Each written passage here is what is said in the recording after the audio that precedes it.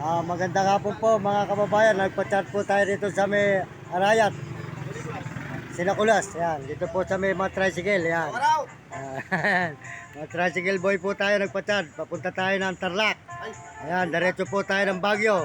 Ikot po tayo sa may Arayat mga kababayan uli. Yan. Lumana ako dati dyan eh. Yung Arayat po na yan, 4 na beses na ako nagpupunta dyan. Kaya yung brother na ano dyan, kaibigan ko yun, kaya yung may-ari ng litsunan, si Willie. Brother Billy.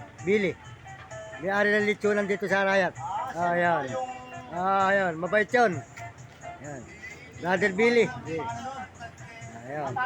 Ayan, ayan. Ayan. Saka si Idol TikTok, yan ang mga kakuha ko. Ayan. Ayan. Makikita po dito sa cellphone nyo, Mario Mendoza Vlog. Mamaya ko i-edit, walang signal, si Smart yung akin. Ayan. Ayan, maraming salamat po, magandang hapon. Di po, maraming salamat sa inyo lahat dyan, maraming salamat. Ayan.